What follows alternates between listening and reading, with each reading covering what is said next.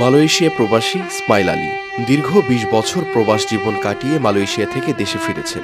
তবে সুস্থভাবে নয়, হুইল চেয়ারের সঙ্গী হয়ে ফিরেছেন পঙ্গু হয়ে।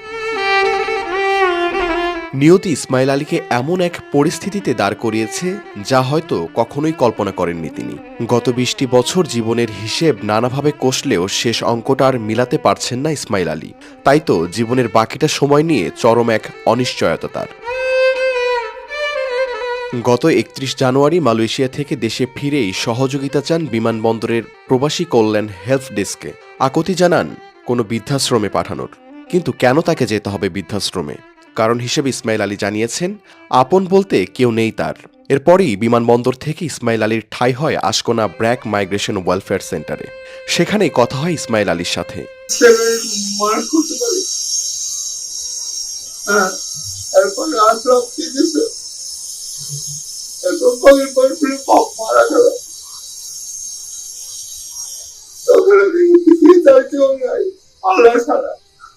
ইসমাইল আলী জানান, ঢাকার ড্যামরায় বাবা মার সাথে বেড়ে ওঠা তার। অভাবের সংসারে তার ছোটবেলা কেটেছে চরম দুঃখ কষ্টে।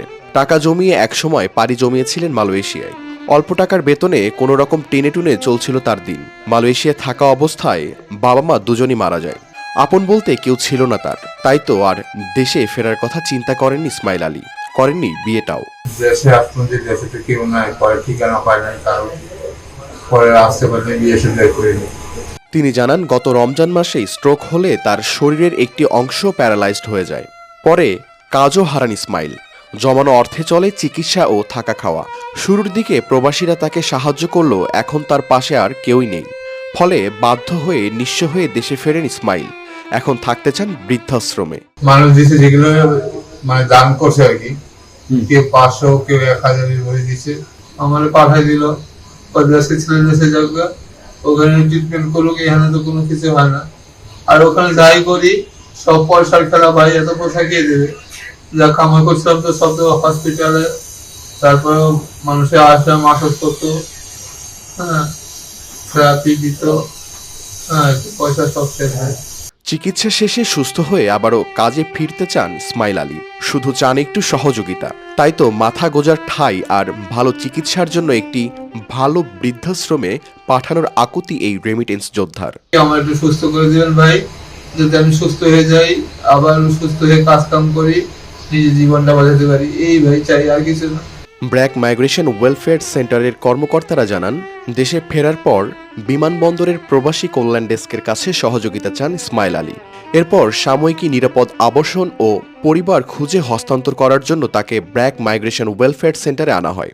তারা চেষ্টা করছেন ইসমাইল আলীর স্বজনদের খুঁজে বের করার। তবে এখন পর্যন্ত কাউকেই খুঁজে পাননি তারা। এখন পর্যন্ত আমরা চেষ্টা করতেছি, মানে কোনোভাবে যে ওনার পরিবার খুঁজে পাওয়া যায় কিনা। ওনার পাসপোর্টের ঠিকানা আছে কেরানীগঞ্জ। আমরা কেরানীগঞ্জে, ওখানে হচ্ছে যে আমাদের অফিসের লোকজন খোঁজখবর নিতেছে কেরানীগঞ্জে কেউ আছে কিনা, ড্যামরাতে কেউ আছে কিনা। আমরা এখন পর্যন্ত হচ্ছে যে কাউকে খুঁজে পাইনি।